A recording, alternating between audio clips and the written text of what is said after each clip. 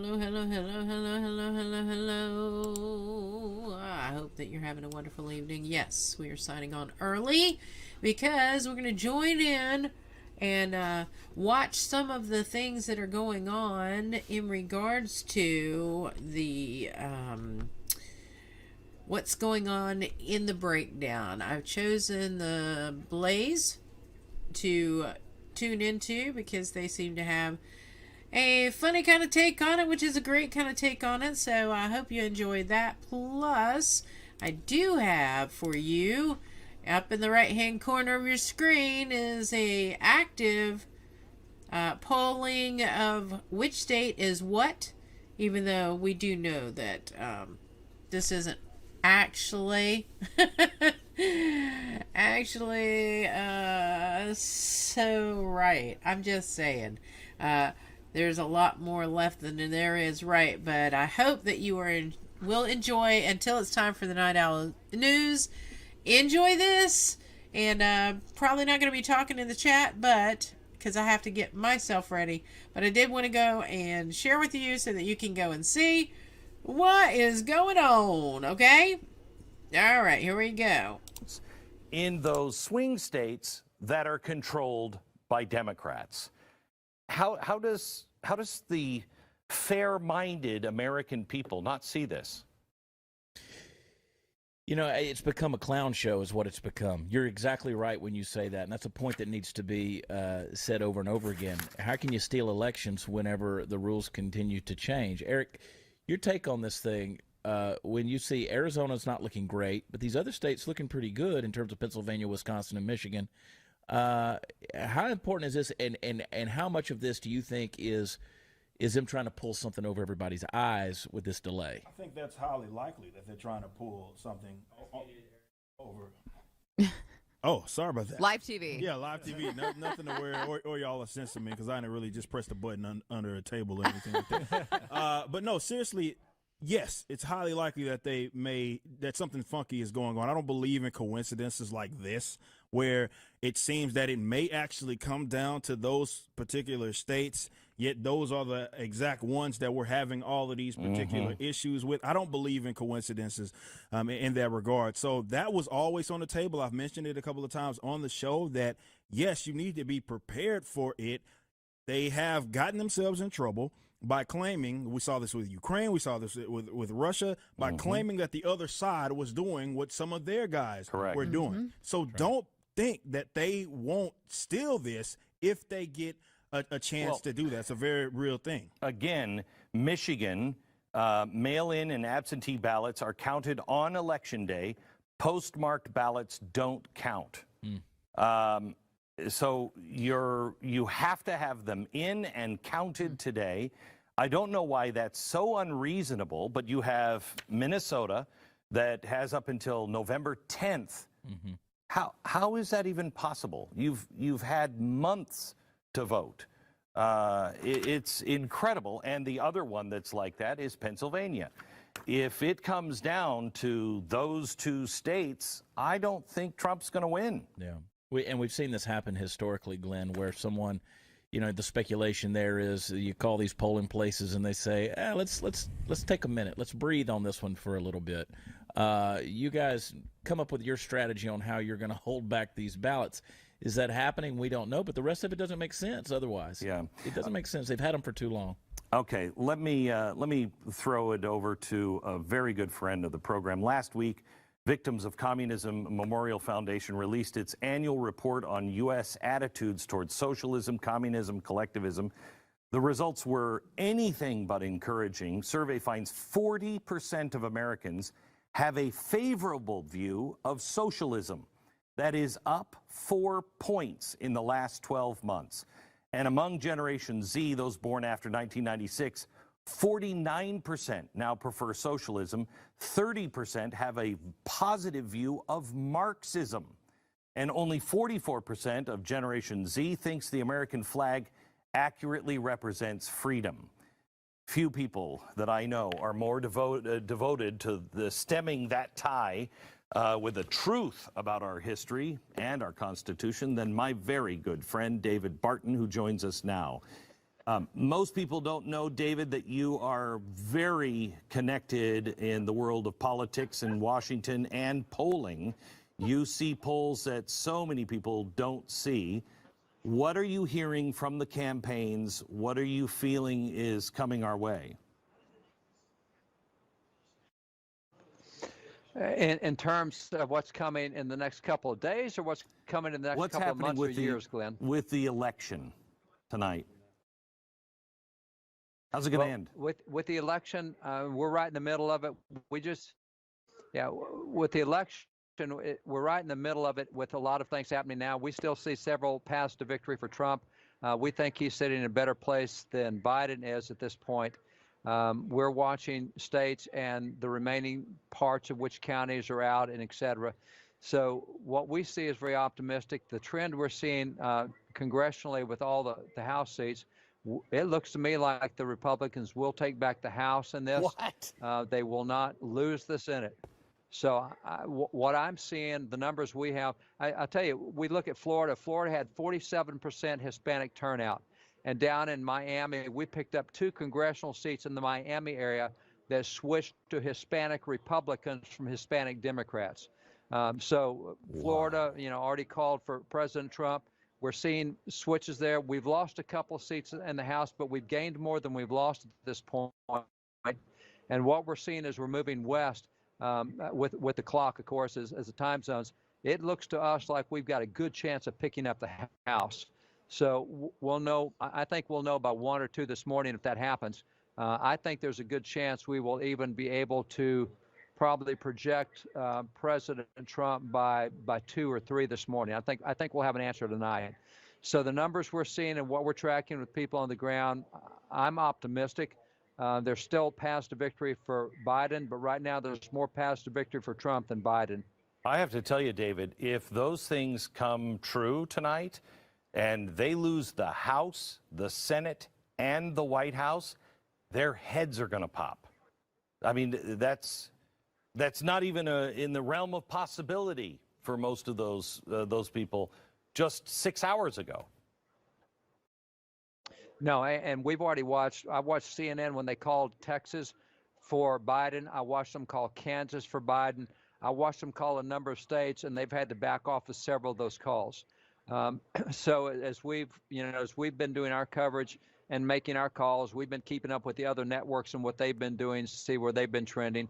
And we've made calls that were contrary to what the other networks had. But at this point, we haven't had to back off on a call that we've made. And so there's still a lot of things that can happen tonight, but we're optimistic about what we're seeing, what the trends are. I talked to a number of pollsters today who had done inside polling, not reported publicly, but they do it for Trump campaign and others. And the numbers that we heard from them are what we're actually seeing reported tonight. Mm-hmm. And so for us, we're seeing a lot of positive things. Still a lot of hills to climb between now and the finish line. But I think they're climbable, and I do think we have a chance of getting all 3. Holy cow. Steve? Hey, David, Steve Deace here. Can you hear me, brother? Good to talk to you again. Hey, David, Steve Deace here. I can, Steve. How you doing, man? Hey, good to see you.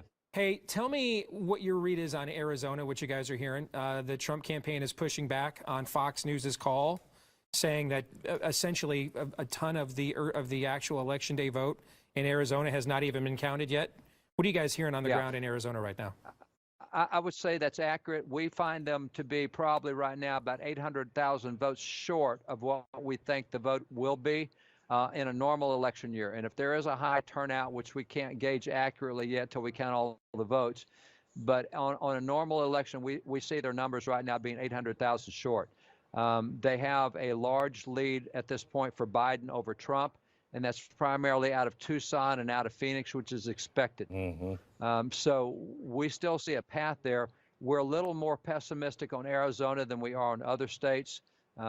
We've already called Ohio, and we think North Carolina is a marginal call. It'll probably come down to about a 40,000 vote difference, but it looks to us like Trump has that 30 to 40,000 at this point. Raleigh was the town we were waiting on, and now we've got most of their votes, so we think Trump gets that. But back to Arizona, That is a state that we're a little more pessimistic on because the margin is very wide now. Can he make it up with 800,000 votes or maybe even 1 million votes? We would push back on Fox's call as well. We think that's very premature. There's unreported precincts and boxes. Early vote is still not all in. At this point, when you look at Phoenix, they have about roughly 1.2 million votes cast in Phoenix, and they still show 0 precincts reporting, which means that they have not finished tallying all the early votes yet. When they finish tallying the early votes, you'll see a 1% precinct reporting vote usually. So at this point, I would push back against Fox as well. I think Arizona is a long haul, but I think it's a possible haul. We just don't have the numbers yet to know. What about Michigan? Yeah, I was going to ask. That's what I was going to ask about. Yeah, or any of these other states that he was projected to lose. Michigan's looking really good. What are your thoughts? Yeah, you Michigan's look at the Democrat vote there in Michigan, in places like Wayne County. Biden is running well behind where Hillary Clinton was 4 years ago. What are you guys hearing there? Well, the other thing we think that's very interesting right now is that when we look at Hispanic vote, it is exceptionally high, running from 35 to 47%, depending on which state it is.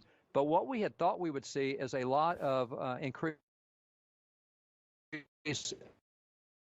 Oh, I'd be as high as 18 to 20, 22%. wait. You blanked out on us. We're having a problem with your connection. We may have to reconnect, David. Yeah, let's reconnect. Let me go to Stu real quick as we reconnect with David. It's like, and you know, the most important thing before you cut that wire on that bomb is, so we'll reconnect. Oh no, not another one for. What color wire was I supposed to pull? I don't know. Yeah, we have a call here for Oregon in the Senate. No surprise there. Gets the Democrats to 44. And we have 4 calls for the Republicans in the Senate. Idaho, Mississippi, Kansas, and Louisiana. There we go. The music gets you there. Also, that gets the Republicans to 45 seats in the Senate. Let me give you a couple interesting things here as well in the Senate, Glenn. David Perdue, who's running in Georgia, was supposed to be basically in a toss-up race. Potentially, this is one of the races that could go to a runoff in January. It looks like Perdue might get the majority there. Now, Georgia is ticking back. It seems to be tightening a little bit in both the presidential race and in this race, so we don't know for sure. But Perdue is actually running a couple points ahead of Trump there, or a couple tenths of a point ahead of Trump. So we don't know how that's going to turn out, but that could be a seat that the Republicans might pick up in this first election without a runoff. North Carolina right now, as we've been talking about, it looks like Trump's going to win in North Carolina, although, as David pointed out, it's going to be really tight. Tom Tillis is running right with Trump there. It was expected that Tillis would kind of run a couple points behind Trump in North Carolina, but he's running right there, and he might pick up that seat as well. John James in Michigan. I think he's we've always heard really good things about John James. As you point out, Michigan right now looks pretty good for Trump in this, about half of the vote in. James is running a couple points ahead of Trump in Michigan. Wow. One possible, that would be a big one, I think. That would be that'd big be upset. huge and good. One point of worry, at least potentially here, and Steve might be able to speak to this a little bit with more detail, but the way the vote is being counted is different in all of these states. For example, Florida kind of came out with their early vote right off the bat. Michigan, Pennsylvania, and Wisconsin have announced their election day vote first. So what we don't have from those states is the early vote. And that's going to supposedly trickle out here, especially in Wisconsin. Michigan, wait. Is Michigan and Wisconsin like that? And Pennsylvania are announcing their election day voting first. So Wisconsin in particular has basically promised they're going to just go all night and get this thing done, get as much of the vote out to everybody as they can. Pennsylvania is basically promising the opposite. They're going to take their time. I don't know, maybe February of next year will let us know. But Michigan and Wisconsin are required to count and release all of their information on election night. So Pennsylvania has up until, I don't know, a few days after. But Wisconsin and Michigan are supposed to announce tonight. Steve, do you know, have they released because it dramatically changes things. I don't know that it does, looking at the early voting numbers. Soon to be former Congressman Justin Amash made the point that recently that Michigan has been releasing Election Day vote totals first. But you go back to the early voting numbers I cited. Target Smart is a Democratic polling firm. They did models of the early voting in every state in the country. Here were their models in Michigan. In Michigan, they had the Democrat early voting margin at 3.6, not counting independents. That's just the partisan difference between Democrat ballots returned and Republicans. It was 2.2 4 years ago, and Donald Trump still won the state. And he's running well ahead of where he was 4 years ago. David, let me bring you back in. What do you know about Michigan and Wisconsin? Yeah, let me go back to the black vote for a second, because we were talking about Michigan and why Trump might win there.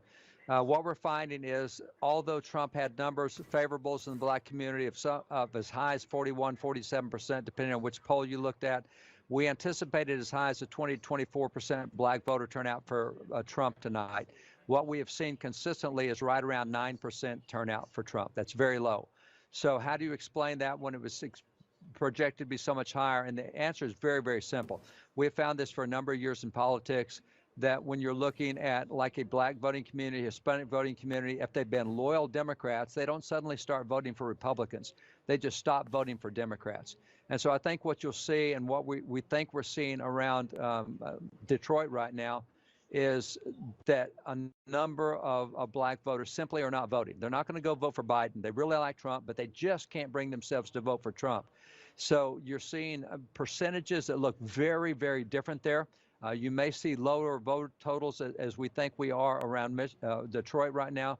There's 3 counties around Detroit. You have Oakland County, and you have Wayne, and then there's one that phonics doesn't help me with that one. But nonetheless, as we look at those numbers. He's talking about Washtenaw County, I think, is the other one. That's right. Yeah. That's it. And so the numbers right now of Biden over Trump are much lower than what were expected. And that would suggest that perhaps that the black community, the way they're showing their support for Trump, at least some of these black voters, is they're just not voting for Biden, and that's expected.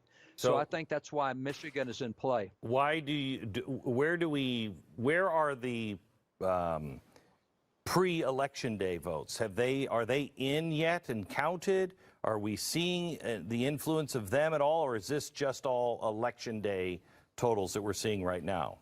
Well, I think Stu hit it right. I mean, that's up to the states, and Stu indicated they're going to try to do all the early votes first and then come in with the balloting stuff later. And I think that may be exactly right. But even if that is right, the numbers are very, very good. That seems high to me, because the numbers that are being reported right now are much higher than what I think early voting was. So they may have finished that. They may be into counting the stuff right now. We're seeing the voting percentages change. Oh, and cut the blue wire. Precinct at a rapid. Sorry about that. That's all right. The numbers we're seeing at the precinct level are changing at a rapid enough rate that it suggests to us that they're coming in rapidly, which would be more than just early voting. So it's up to the state on how they count that. As you point out, Pennsylvania is a different animal because of the way the courts have gotten involved in that.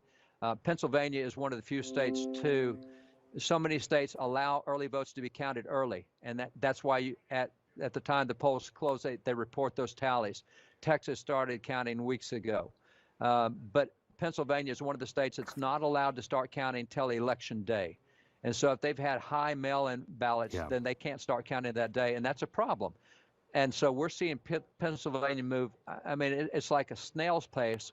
But Michigan right now and Wisconsin both are moving at a very rapid pace, and we're seeing rapid number changes in the precincts, which suggests to us that they're catching up with today's voting. All right, David, thank you so much. I think it's going to be a long night. Would you mind if we check in with you again a little later on? I take that as a no, I don't mind, Glenn. I'll be there. By the way, Karl Marx, George Washington looks pretty happy. Have you had a cake? I would say a cupcake, but you're probably eating the whole cake. Just happy to be out of the coffin. Yeah, well, I know. Happy to be celebrating liberty. Right, right. We figure that one of you guys is going to be buried tonight, and Carl, not looking good for you. No. No. You don't even sound. You don't sound German at all. I lost the German accent after. Really? Coffins will do Yeah. that to you. Okay. All right. We go to Elijah Schaefer, who is out on the street. Things are starting to be a little more dangerous. He is taking precautions, but we have seen Antifa start to rally and mobilize. Can you give us any details, Elijah? Yeah, Glenn, sorry I can't show my face here, and I have to be a little quiet. They're actively hunting me down in their chat rooms, trying to locate me, threats of assault, and obviously they're mobilizing very successfully. I can tell you that as I pull ahead a little bit to be able to get this live stream going, there's about 150 armed Antifa Black Bloc militants that are marching together, lighting off fireworks. They have shields, bats, wire cutters, bricks, and medical supplies. They are assaulting members of the press, damaging cameras, punching people in the face, and doing what you'd expect them to do. Yeah. Elijah, we're asking the audience to pray for you, but I urge you, please, I asked you this before, please listen to the Spirit. If it's telling you you're in danger, please get out of there. Yeah, so I'm trying to be as conscious as I can. That the truth is they know. I was speaking to some press who are sympathetic with Antifa. I call them the fake Antifa press, and they were explaining to me that, reminding me that there are rules of the press here. You cannot film people, that Antifa as a group, and they have their own rules. And it's important that we don't interfere with them. They attacked a journalist earlier and tried to break his phone. His crime was specifically just filming. And the cops refused to arrest the people who assaulted him because they said that filming Antifa is antagonizing. And so I'm good. Yeah, I see that you are starting to get umbrellas to the camera. Please go someplace safe. This makes me very uncomfortable, Elijah. There's a lot to live for and a lot of news stories to cover. Please get your crew to safety. Thank you so much, Glenn. I wish I could talk longer. I got to go. Goodbye. Well, they were coming up on him. They were. Holy cow. I mean, it is. Amazing. Yeah, and just a couple of hours ago when we checked into him, it was fine and looked like nothing was going on. What happened? I guess it was just the time to protest, the time to march. Yeah, he said, can I share what was shared in my ear, studio? What was said? He said, give me the number again. How many people mobilized around him? Okay, there were 200 Antifa that started to congregate and kind of go around him. He was terrified that they were going to figure out who he was. And he got out and said, brave, he's really man. brave. We need people like that, but like you were saying, it's not worth Well, I will your tell life. you, I have for years used Gavin DeBecker and Associates. I'd rather have them than the Secret Service. I really would. They are incredible. And they were uncomfortable going into this because their job is to protect people. Right. And they said, This makes it difficult. we won't be with you for very long because we will say, you got to go now. Yeah. And, there's no sympathy for somebody like Elijah. He will go down and they will blame him. Look at this that we're watching. I mean, these are just. And that's in front of that. That's in front of that church, I believe, right by the. Is that the one right across from the White House? The baseball bat. I mean, no mercy. I think that's St. John's Church. Oh my goodness. I mean, this is insanity.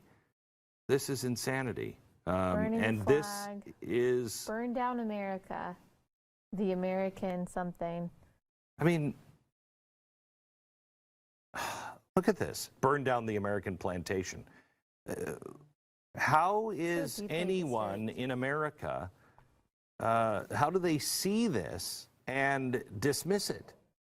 The Democrats have dismissed it, but more importantly, you know, when we come back after the top of the hour, Ricky, our producer, can we please play that that conference call that happened on Sunday? If you haven't heard it, I've played it a couple of times, once on Monday, once today. You have to hear this, and it's really important that we didn't have the ability, because it was radio, for most people to see this Zoom call. But they are talking about their plans, and it sounds, Allie, like somebody like you. Have you heard this call yet? No. It sounds somebody like you, just like a normal, nice lady. And she is not only talking. Oh, I do know what you're talking about. Yes. And did you see it? Yes. She's like, oh, this is where the police precincts are, or whatever, Correct. something like that. But Yeah. then she goes on to show what the radicals in Syria were teaching. Perfect. Because some of these guys went over to Syria and trained with Islamic extremists.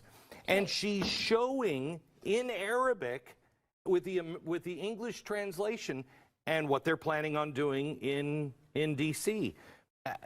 How these people are still free Right. to do these things is truly, truly remarkable.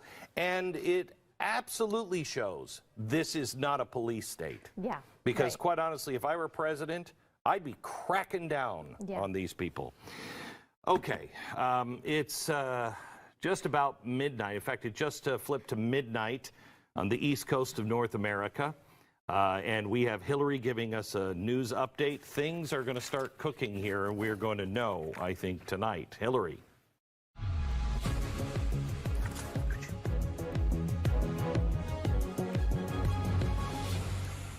Yeah, the Biden campaign, they worked hard to secure union voters, but according to the exit polls, that support may vary. An NBC News poll suggested that Biden outperformed Hillary Clinton among union households in Michigan and Wisconsin. Clinton had seen a dip in union support in 2016. But according to the New York Times, exit polls in Ohio suggested that union voters went for Trump over Biden by 56% to 42%.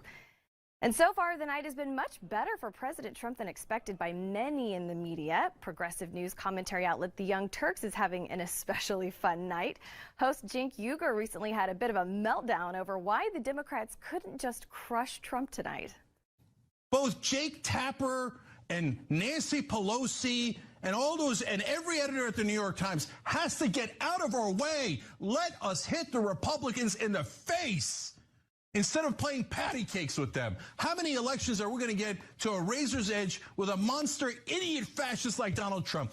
One last thing. I swear to God, I'm going to go to Ida. But one last thing on this, guys. Forget him being a racist. Forget him being a fascist. The guy's IQ is lower than 70. He's an idiot. He's a total moron. And you couldn't figure out how to crush him in an election? Man, the corporate Democrats and the mainstream media suck at this. They absolutely, positively suck, and they brainwash smart people into compliance. And voter turnout, it's proving to be exceedingly high in many locations across the country. Detroit officials predict the city is on track to record its highest voter turnout in 20 years. So that would be somewhere around 53 to 55% of the city's eligible voters. But other locations may take a little while longer to know how the election fared. Philadelphia officials estimate that they've only counted less than 1/4 of its 400,000 mail-in ballots. The city's commissioner declined to provide an estimate on how long the counting could take, but some predict that it could take days. I'm Hillary. That's your news update this hour. Now here's Glenn with some more election coverage. Blaze Live presents Election 2020, America at the Crossroads. Hello, America. Just after midnight, we are going to stay on as long as we can, as long as you are watching, and we have news to report. I'm going to, by the way, let me just say something about Cenk here from the Young Turks. What could the media have done more than they did? I mean, I have never seen a smear campaign so complete. I mean, Anderson Cooper 360. They had Donald Trump off on all fronts. They surrounded him between the Democrats, the deep state, the media, and people like Antifa. They had him surrounded. And for 4 years, they've been trying to take this guy down. And what is it that your suggestion is, Cenk? You want to talk about IQs of 70? It's absolutely unbelievable. Just unbelievable. Yeah, I mean, he has the Joe Biden COVID plan. Well, if I were doing it, I would have done it differently. Well, how? Yeah. What would you do? I love this about Joe Biden, where he's been talking about, when he gets in, he's going to get it under control. How? Yeah, he said he's not going to shut down the economy. He's not going to shut down the country, but he will shut down the virus. Yeah. Don't know how. I don't know how. Don't know how. Okay, I want to show you now what we were talking about, because I think you're going to start seeing something that, if you've been watching me and listening to me, I think we're one of the only ones that are covering the plot to overturn America with a color revolution kind of plan. If you've been watching us, you know. Now, what I'm about to show you is unbelievable, that in America, this is how much we are not a totalitarian state. You can do these things openly on a Zoom call. What I'm about to show you got every single Blaze and Blaze personality page a strike against us. Just, was it today? Tonight. Because social media is the big titans are telling us that what we're showing you is not true. I want to bring Jason in before we show you this video. Jason, this is BLM, a group called Protect the Vote, the Sunrise Project. Can you give me more details on who we're about to see? Black Lives Matter, and specifically shut down D.C. And what's amazing about this is this is not anything that is anything we've said. This is not something that we've made up.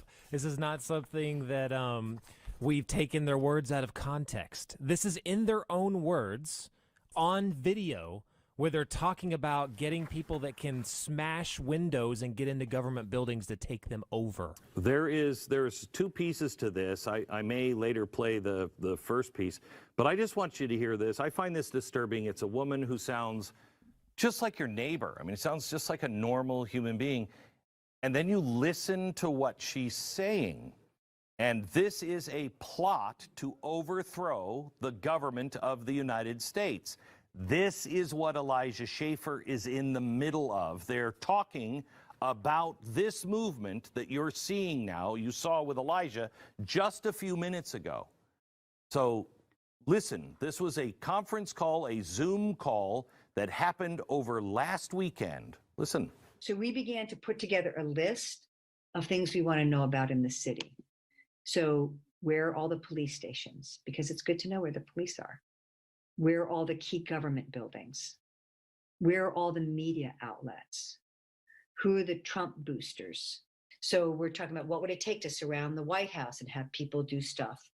We can divide it up easily with affinity groups. We have to be willing to put our bodies on the line and take on some discomfort, sacrifice, risk in order to change things. And I've been in conversations where people have never thought about having a gun or like, should I have a gun? But I think we have to know, and I'm going to talk a little bit in a few minutes about what do we do when guns are in the mix. So again, chaos is a soup by which change emerges. Let's get cooking. Again, we didn't cause the war. We didn't ask for this war. I want you to watch what Many she's of us are showing you here here. because we want to fight it. We Look at want this. something different. What are we willing to do? Here we go. Right? Because again, we're not dealing with people with just simple guns. We're dealing with people with AR, AK-47s, multiple rounds, a lot of shootings. So, yeah, we are going to be in a crisis, but we want it to be one that we are creating. Listen to that. We want to make sure that we are on the offense and not the defense. We want them to be responding to us and us not responding to them. In a situation of a coup or an insurrection or an uprising, whoever's got the guns often can win. We should be clear, like, Look at that. it's got to go. Trump's got to go. In order to achieve what they did, they knew they had to take over important government buildings. They knew they had to try and win over members of the police and army, and they had to protect each other. I think we don't have a lot of experience taking over government buildings, and we might need to think about that. And I know, as I said earlier, how, we may find ourselves in the streets with people with different tactics than ours, but like, there may be some people that are willing to break the windows to get into the government buildings. Like, if that's what we need to do, then we shouldn't fight about that. Let's do that. I urge you, if you are watching us on YouTube, bulk of our audience, thank God, are subscribers tonight that are watching us on the platform Blaze TV.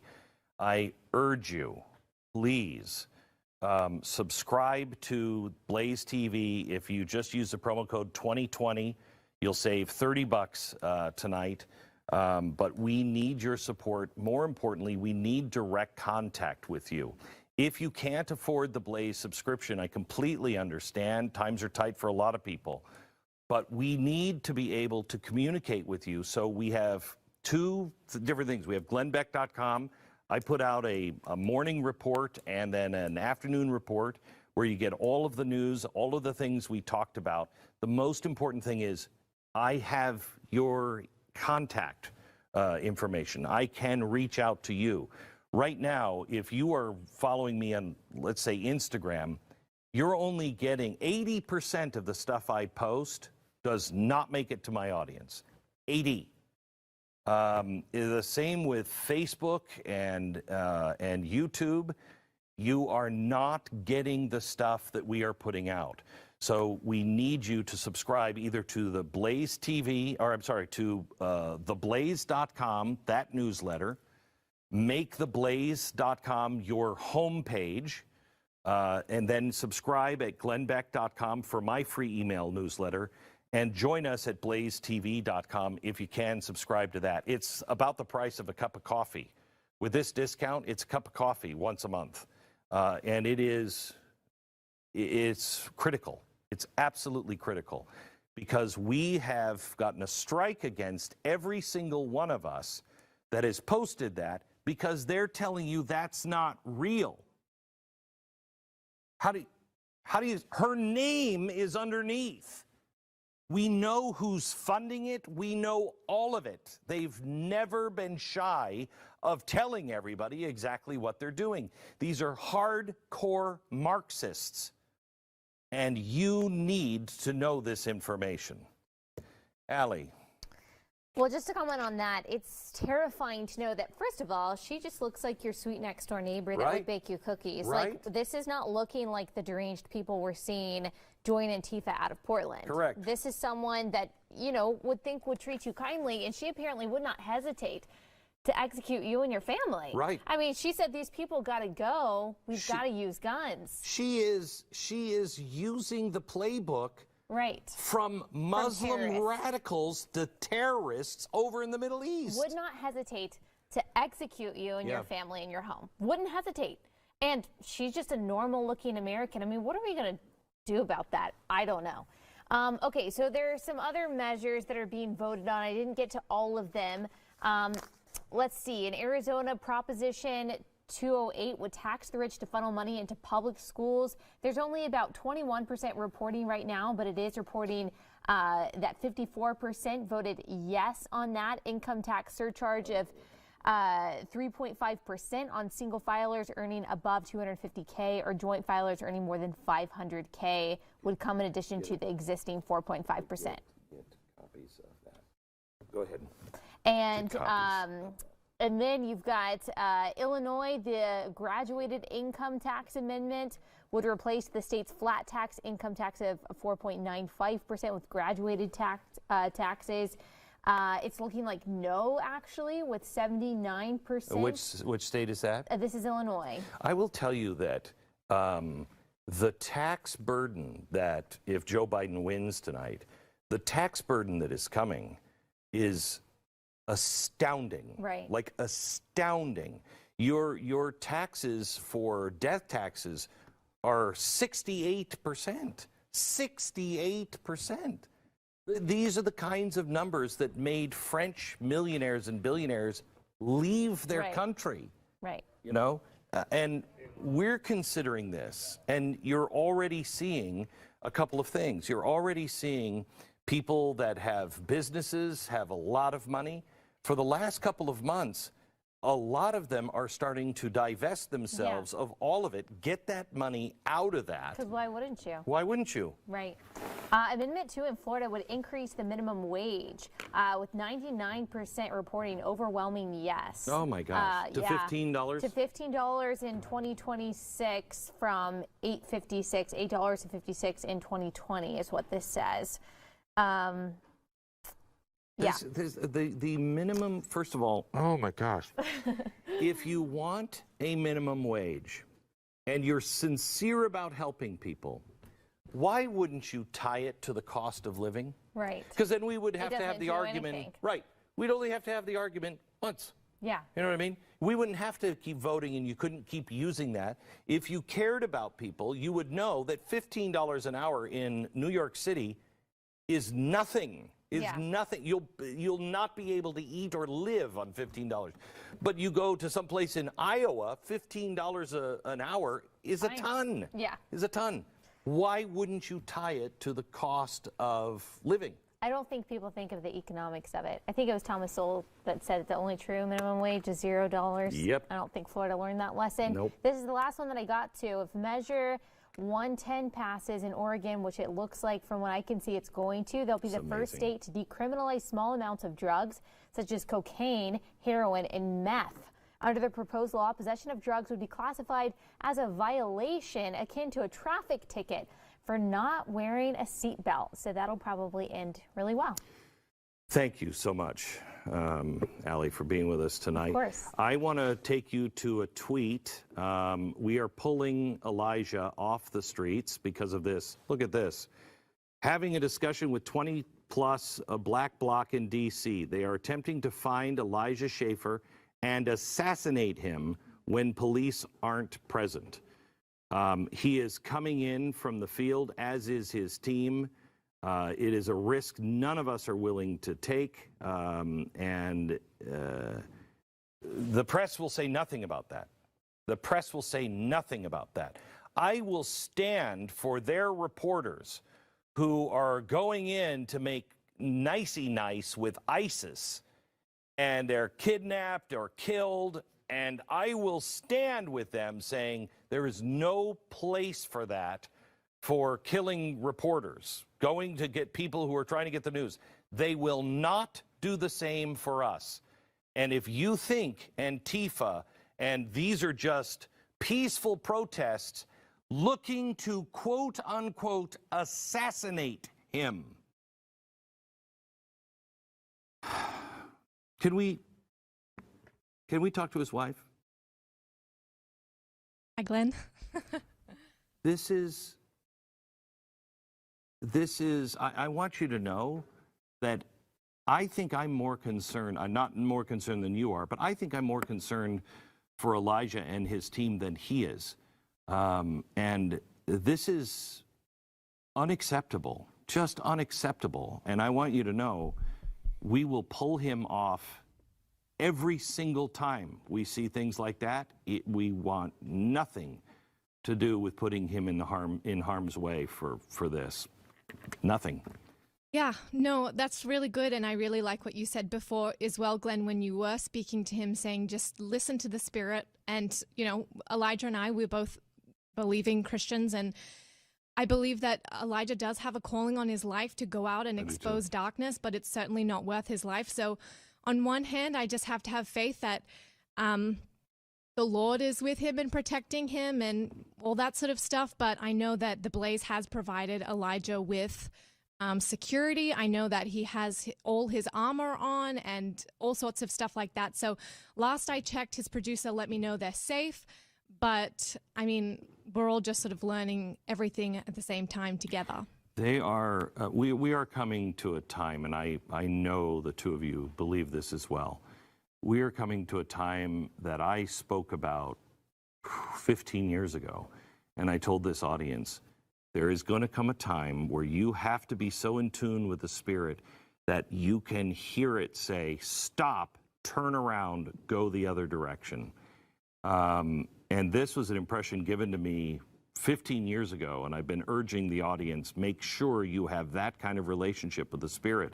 We're entering that time now, and it's very hard if you're not disciplined to really listen, because you will logically say, there's nothing around the corner.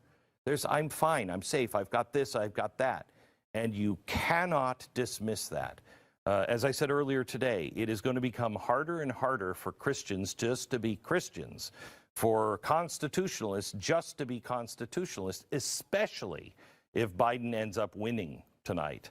But we are headed toward a new world, and we give you our pledge that we will do everything we can to uncover and expose. But we are not going to send lambs in to be slaughtered. These people are serious, and God forbid somebody would lose their life trying to expose it. The mainstream media will teach just the opposite.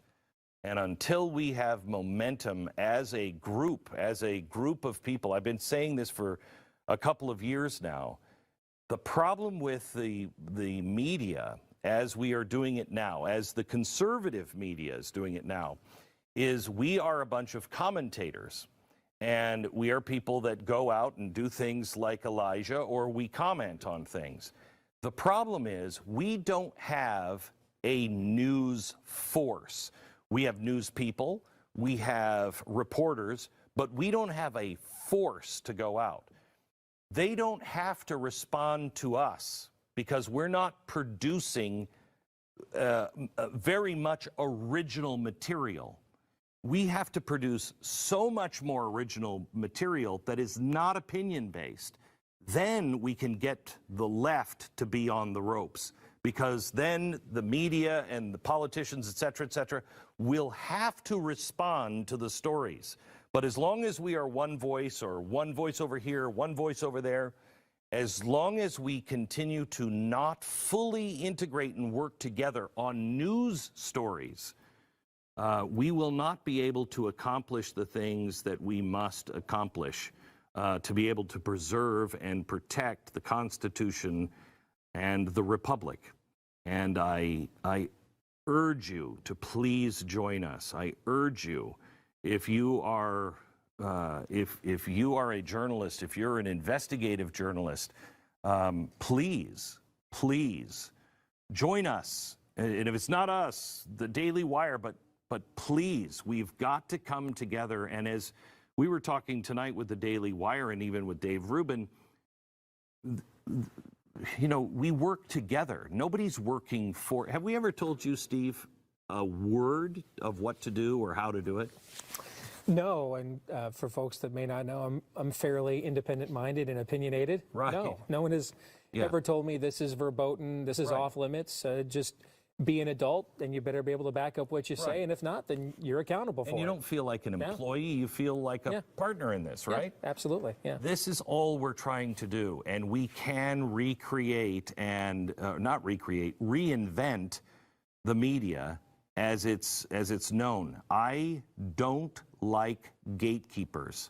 And when I was growing up, I got into radio when I was 13 years old, and you had to have gatekeepers. You had to know the right people and get into the right position and then hope that somebody would hear you and you'd be able to progress. And it was very difficult. And until I went to Fox and CNN, I knew the networks had gatekeepers, but there are gatekeepers above them. You don't become president of the United States unless you're Donald Trump without kowtowing to the gatekeepers. Do you believe that? Have you seen that? Yeah. you have to kowtow to the gatekeepers. And that's un-American. It's not who we are. And it is one of the problems that we have as a country, or, you know, basically all governments of the world have that. We have to try to find our ways around that to become a more perfect nation. And we can do it if we stand together. Franklin said, we all either have to hang together on this, or we will most certainly hang separately. All right, let me go to Stu, get an update on the presidential polls and the Electoral College. Yeah, a lot of talk about Elijah's sacrifice there. Not really any talk about ours. I've been standing for hours. Yeah, I know. And, you know, but whatever. We have Hawaii to call for Joe Biden. 4 electoral votes there. Gets him up to 200 even. And then we have a couple for Donald Trump. Idaho with 4 as well. And Texas, finally we call that, 38 electoral votes. That's 204 Trump, 200 Biden. As we go along, a couple things that are kind of interesting. The New York Times has been trying to project these 3 early states, Florida, North Carolina, and Georgia. Florida, they've called already. Georgia, they've moved back to tilting just the ever so slightly toward Biden now. And North Carolina. Which state? Georgia. And North Carolina, ever so slightly toward Trump still. But very, very close states as we go through those. It's kind of interesting to see this go. We're going to have a couple more. We got Montana coming up as well. I think we're going to call that as well. In fact, we can do that now. Montana, we will call as well. That will be for Donald Trump and get him up to 207 on the electoral board. 207 to 200, Glenn.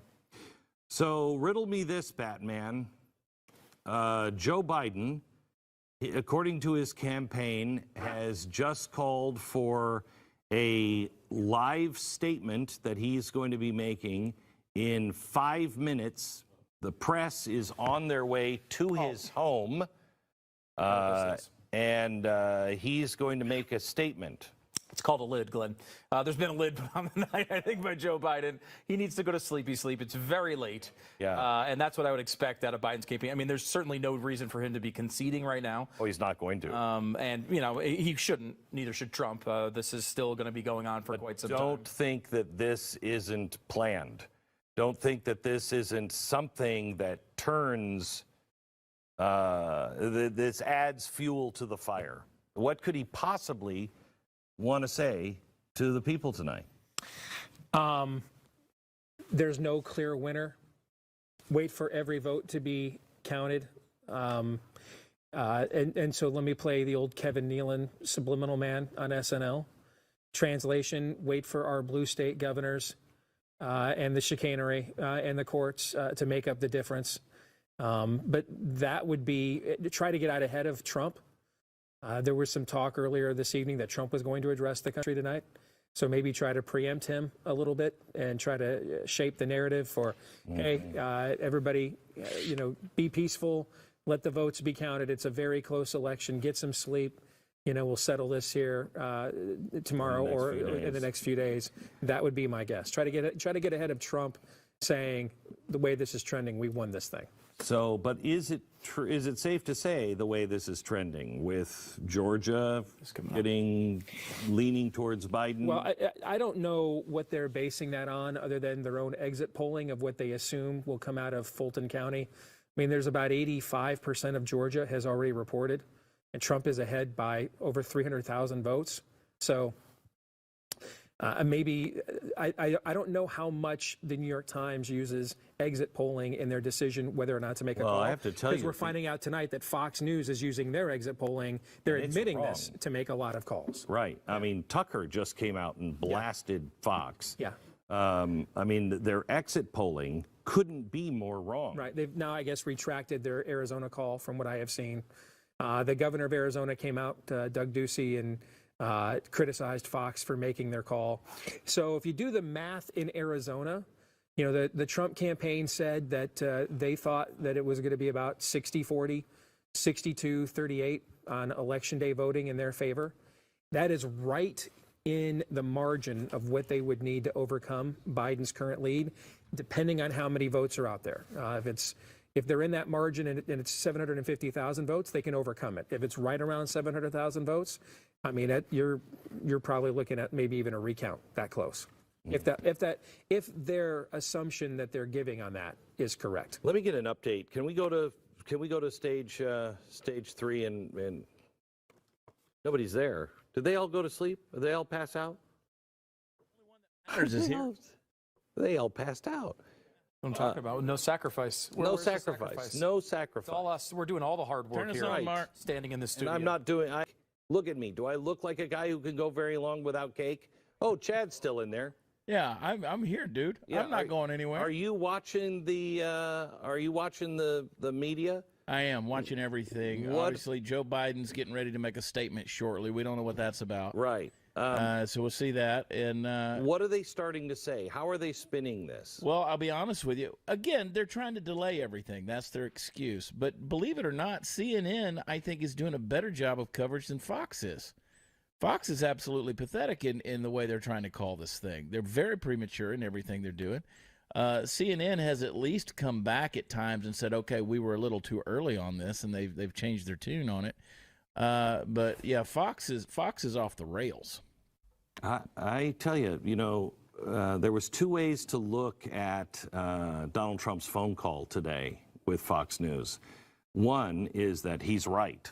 I mean, I still have friends at Fox that I talk to once in a while, and they are very nervous internally on the way things are handled there at Fox and the changes that are being made. But I think the audience is onto it. But Donald Trump got on this morning on Fox and Friends and said, you guys, you still have some good people there, but the way you're handling the news is just as bad, if not worse, than CNN. And that was either because he's telling the truth, or the speculation might have been that if he was going to lose, I think he's going to start his own network and bury Fox. That might have been the first volley if he thought he was going to lose, but I don't think he thought he was going to lose, according to the people at the White House. Let me go to Stu. Yep, just to confirm what Steve said, yeah, Fox has retracted that call of Arizona. We never made that call here, but they have retracted that call. I mean, there is... The Facebook and all the media said they were worried about people like us just making crazy calls. We haven't had to retract a single thing. Well, Steve made us retract Virginia, but other than that... Okay, all right, yeah. But all the networks are retracting stuff. Yeah, no, I mean, look, this isn't perfect science, as we all can tell very much from tonight. But I will say that it was weird to see them go very early out on a limb when no one else was calling it. And so I think they're back in the right position. Now, look, Biden, I would say, is still favored in Arizona. But there are still a bunch of vote out there, and there's no reason to call it. One we can call, though, is New Mexico in the Senate. For Republican or for Democrats, excuse me, gets us to we're tied at 45 in the Senate right now as we get down to the last 10 seats. North Carolina, Georgia, the 2 in Georgia, Arizona, Michigan, Maine, Iowa, Alaska, Minnesota, and Montana. I want to talk to David Barton again, if we can, to see if he has any additional information. Steve, what are you seeing? So here's the numbers, the latest numbers that I see. I mentioned what's going on in Arizona. I don't know how it's possible the most populous county, Maricopa County, which did a phenomenal job with its early voting reporting, has, as of a half hour ago, has reported 0 votes for 4 hours. I have no idea how that is possible. And therefore, I have no idea why Fox News is making a call when the largest county in a state has reported no votes in 4 hours. Maricopa County, without Maricopa County, you got nothing. Agreed. In Pennsylvania, with about 60% reporting, Trump leads that state by just over 600,000 votes. What's the percentage? With 60% reporting. He leads by. No, but I know, but oh, he's up. up by. I just looked at the hard vote total. All right. In Wisconsin, with about 71% reporting, Trump has more than 121,000 vote lead there. And in Michigan, with just over half of the vote reporting, he has about a 300,000 vote lead there. How hard are those numbers to overcome if you're Biden? What I don't know, counties? if yes, if I'm Biden, what I'm concerned about in Michigan is that John James is running very strong, and the Senate race is there as well. Yeah, and that wasn't supposed to happen. And that was an upset pick that I had, and I know that Politico is calling Minnesota. I was running the numbers in Minnesota. They don't make any sense to me. You have higher turnout in Minnesota than what we had 4 years ago. And Donald Trump is right now at 400,000 fewer votes than he had in Minnesota 4 years ago. And you're calling the race?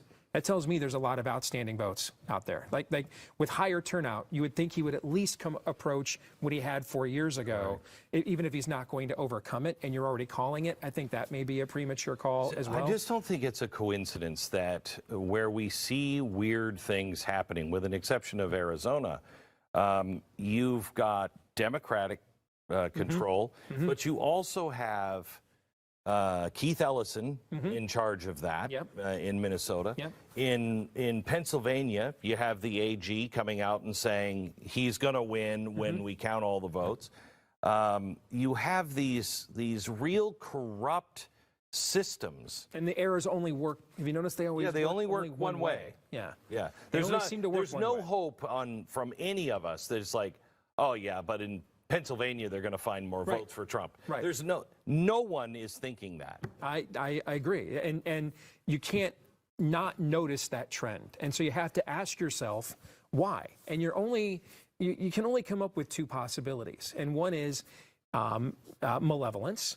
And the other is these guys are just so biased that even if they try to be honest, intellectually honest, they're so biased against one side, they're incapable of it. So is it willful or not?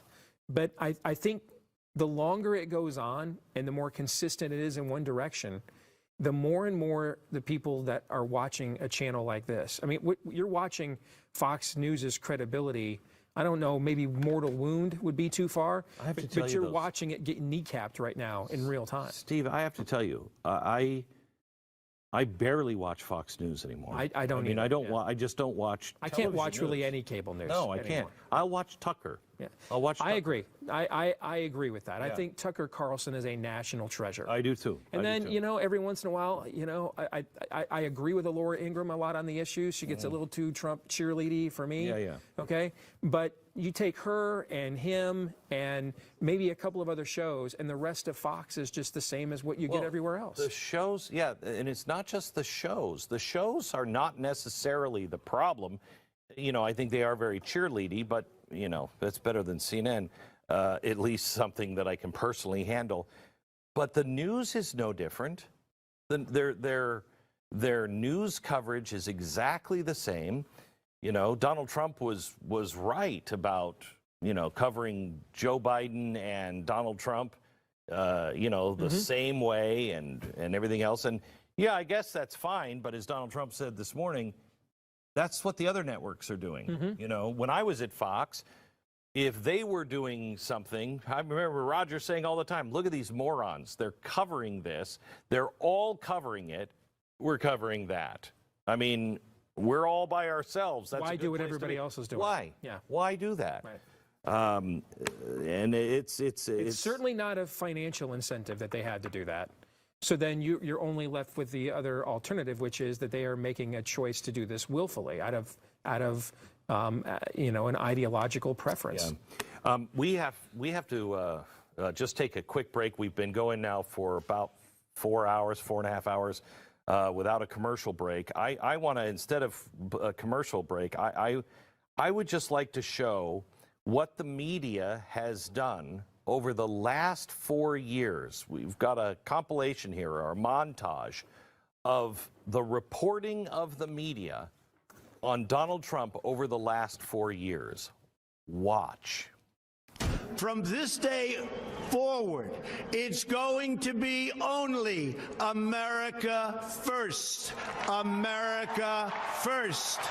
When he said today, America first, it was not just the racial, the Hitlerian background to it. It was an America First committee. They were infiltrated by the Nazis. Many of them were anti-Semitic, part of why they weren't alarmed by Hitler's rise in Germany. Outside of the Civil War, World War II, and including 9/11, this may be the most cataclysmic event the country's ever seen. He's just disgusting to look at.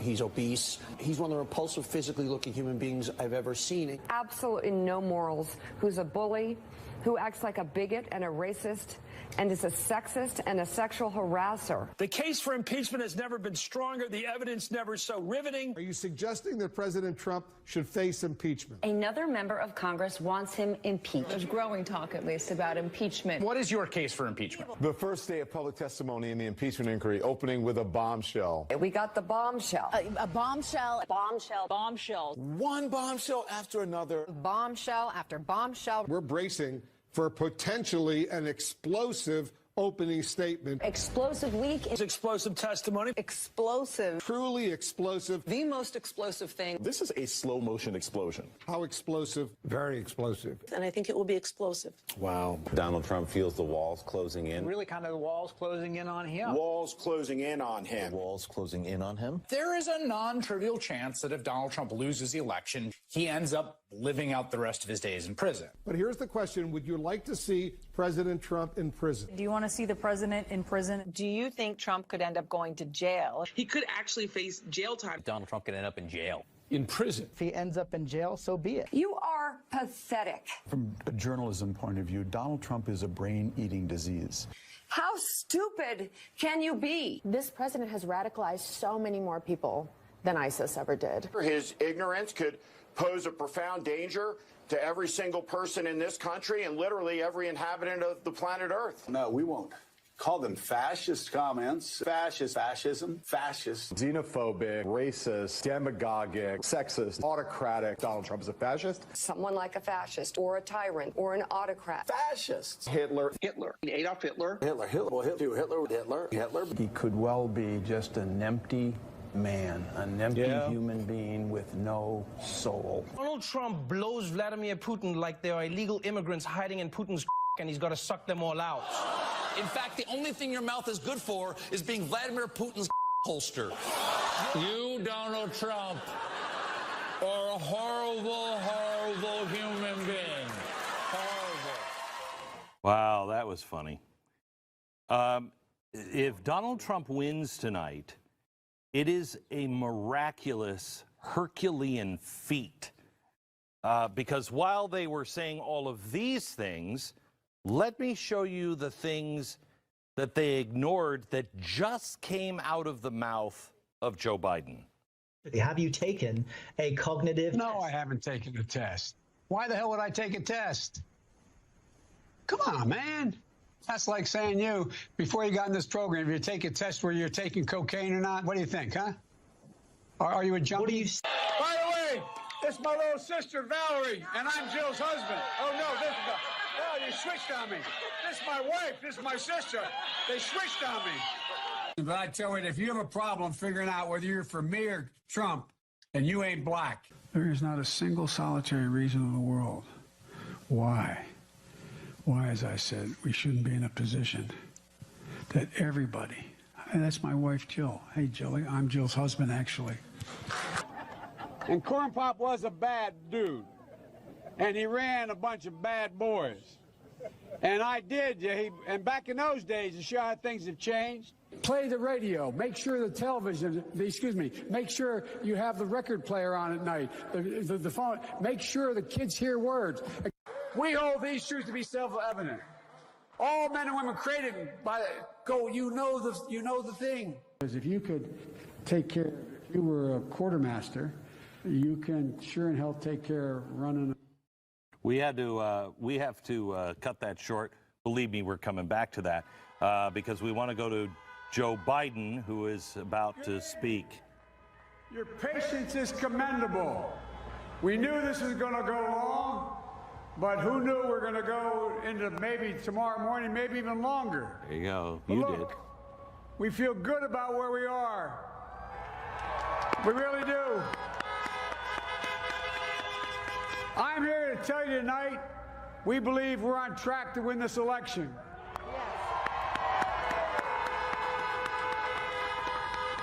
We knew because of the unprecedented early vote and the mail-in vote that it was going to take a while. We're going to have to be patient until the hard work of tallying the votes is finished. And it ain't over till every vote is counted, every ballot is counted.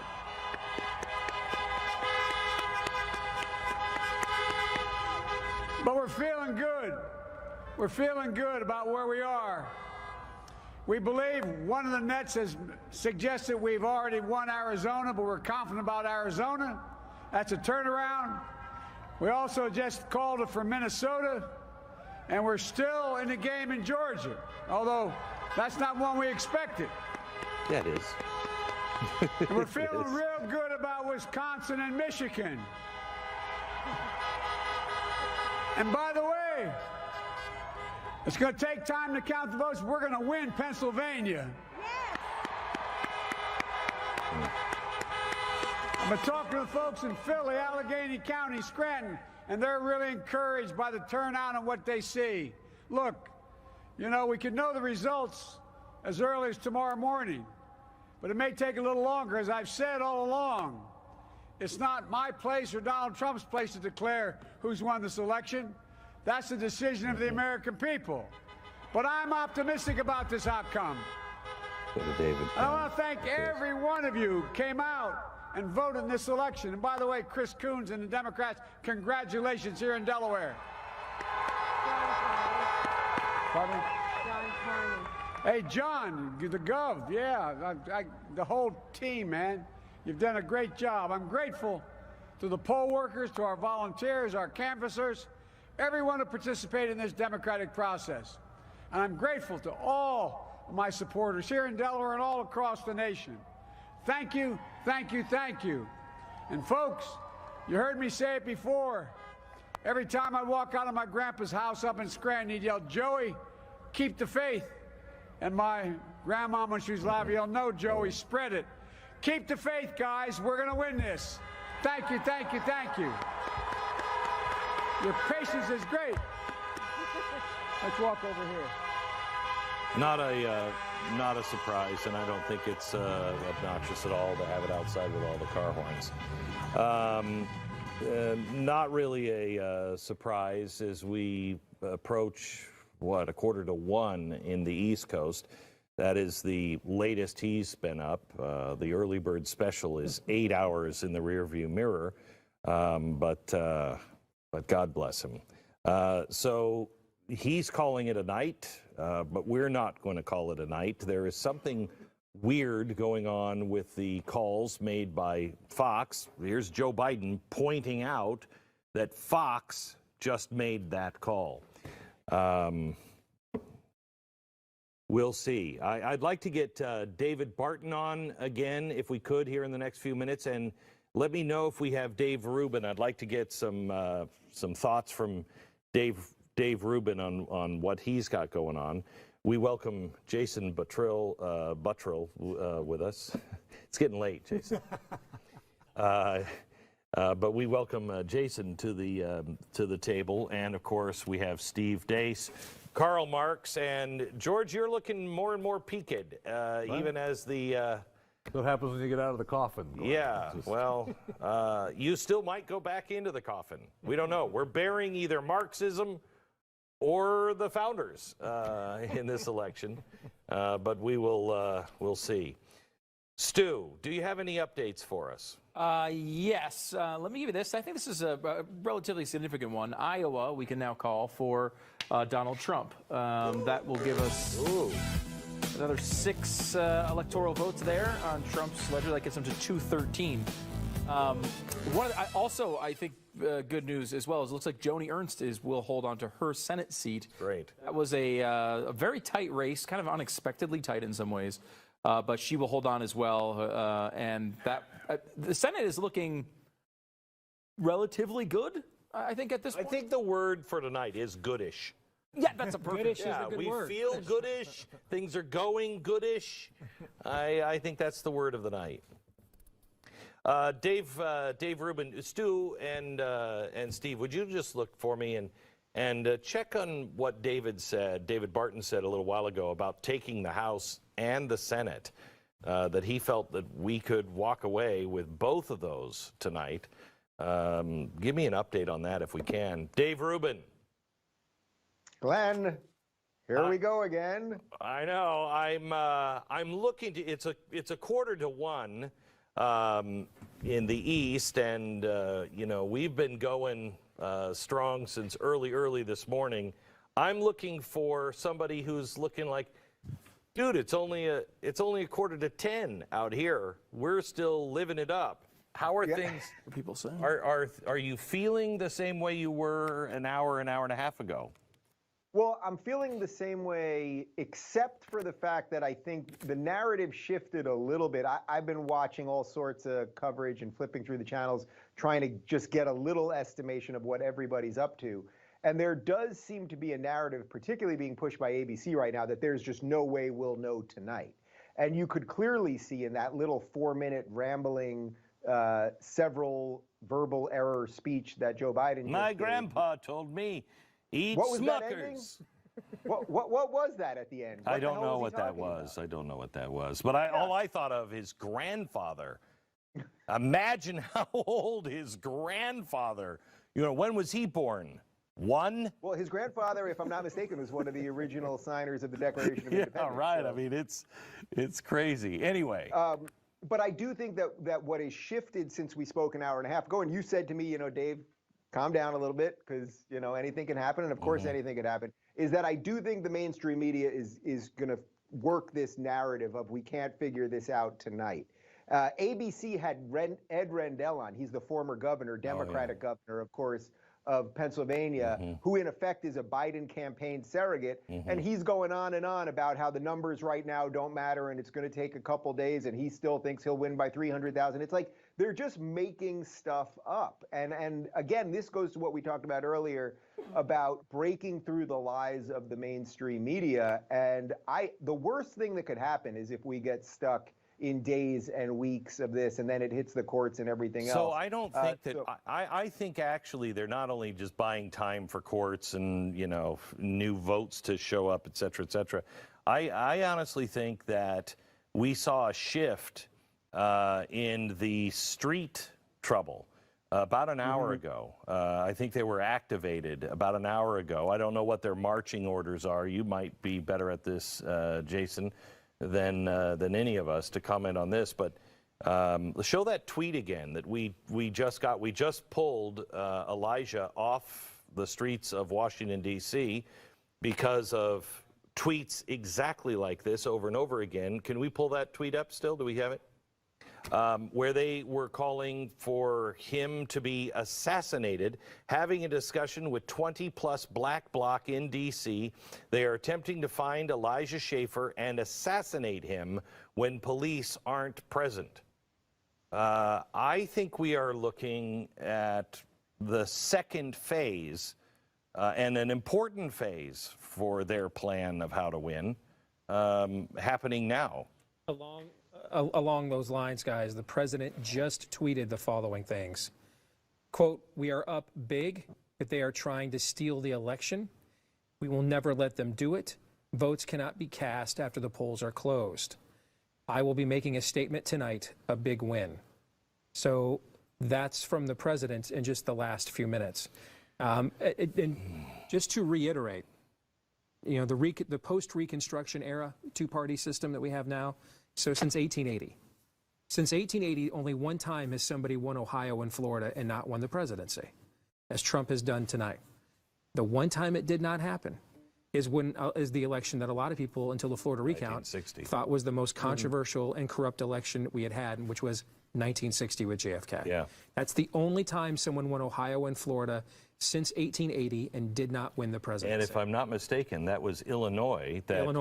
Yes. The mob run that even Richard Nixon said, I absolutely won. This is mob rule and this is corruption.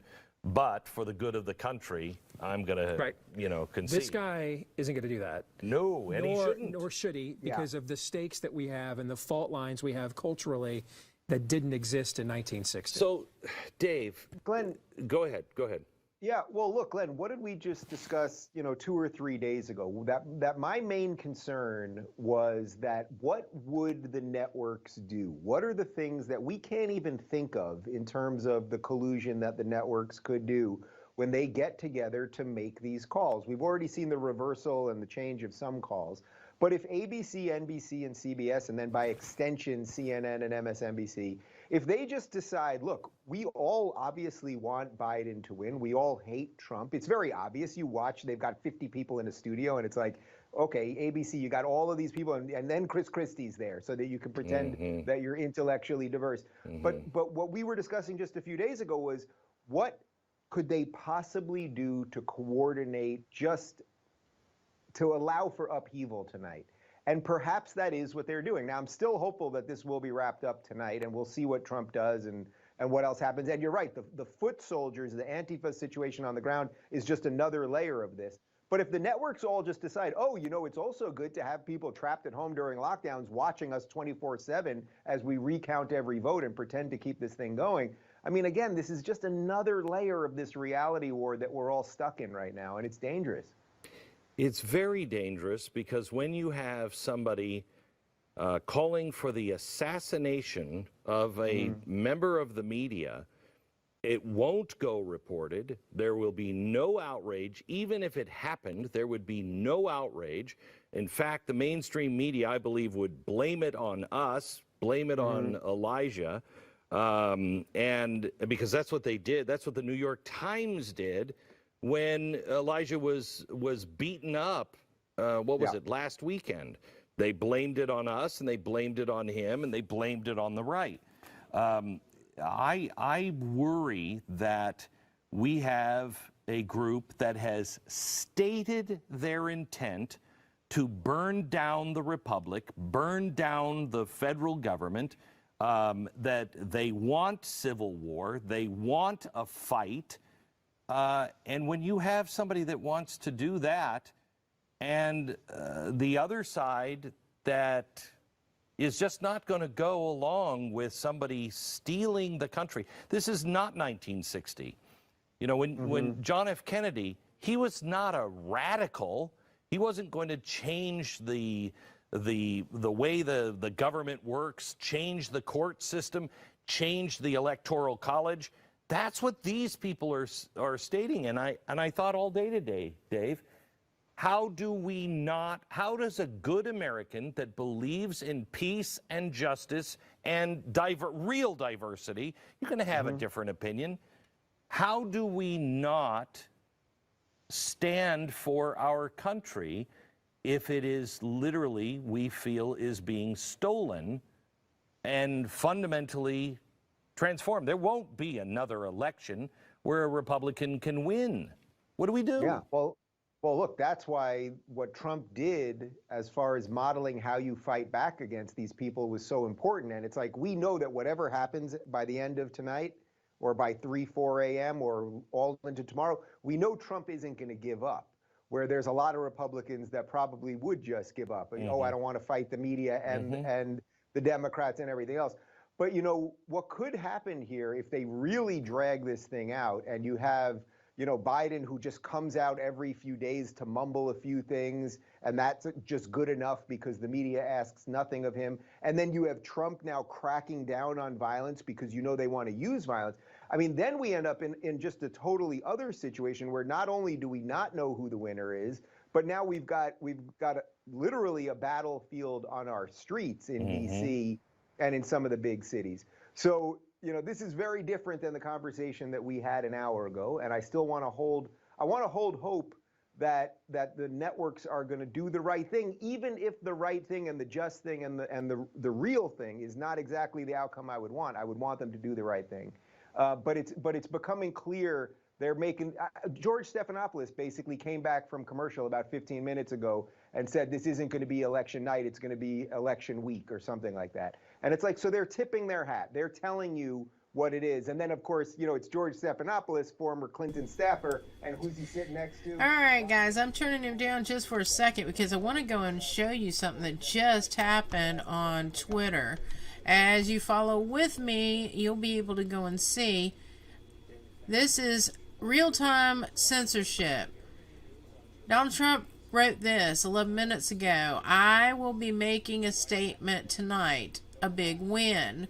And then he put something here, and it says some or all of this content shared in this tweet is disputed and might be misleading about an election or other civil process. And when you hit view, this is what you're going to get. It says, we are up big, but they are trying to steal the election. We will never let them do it. Votes count. Be cast after, that's what it says. Votes cannot be cast after the polls close. I just wanted you to go and see this and also get it on tape because of the fact that this is election interference. Not by this man, but by this platform. And I'm going to close that and get back to the show. Okay? All right. Thanks, guys. Radical of the two. But what was the margin, David? I believe he's got like a 300,000 vote margin. It's over 300,000, and Lansing's smaller than that. Yeah, and Lansing is smaller than that in the Ingham County area.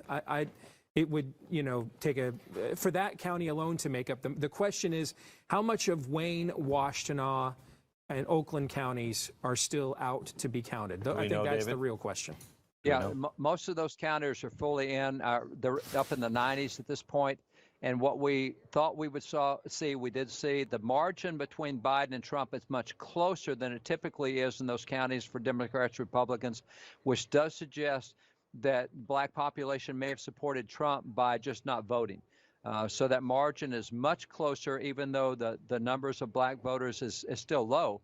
The margin is closer. So we're seeing a lot of positive things there. I think Michigan goes that way. We talked to some political people from Michigan, Senate people and Senate races, et cetera.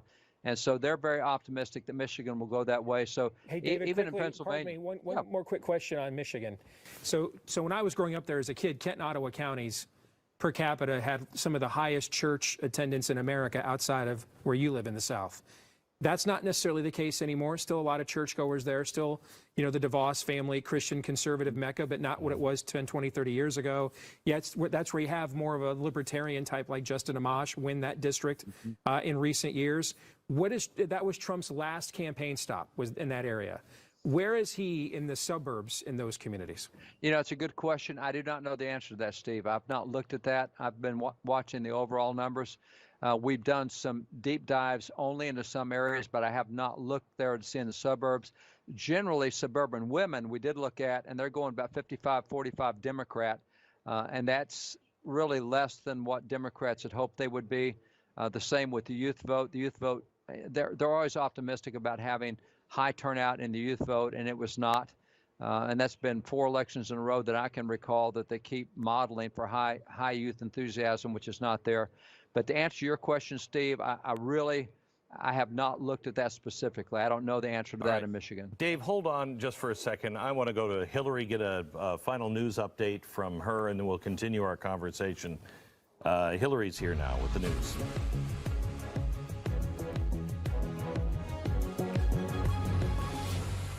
Yeah, thank you, Glenn. The polls have officially closed, and after years of speculation, no apparent cyber attacks or influence was detected.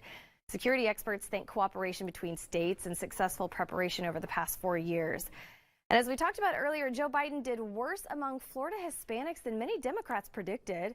Well, one unnamed prominent Miami Democrat suggested a possible culprit. The Democrat blamed the party's support for the Black Lives Matter movement, saying, quote, defund the police killed us. The reporter who announced the statements went on to say that even if the BLM crowd had only a few Che Guevara flags and communist sympathizing messages, that would be enough to turn off the families of Cuban refugees. And while much of the country voted for either President Trump or Joe Biden, presidential candidate Kanye West, he cast his first ever ballot for himself, of course. But now many are asking who his wife, Kim Kardashian, voted for. Now, she shared earlier today that she has voted, and she's worked closely with President Trump before, but also recently liked tweets from Joe Biden and Kamala Harris. And then to make things even more confusing, she'd originally posted a picture of herself in a red dress, but then changed it to a black and white picture after fans started speculating even further. So as of now, she hasn't answered. And then earlier in the night, Glenn reported on a plan among some Black Bloc leftists on the streets of Washington, D.C. to, quote, assassinate Blaze TV's Elijah Schaffer if they found him. Well, he has thankfully made it out of the area safely. So thanks for all those prayers.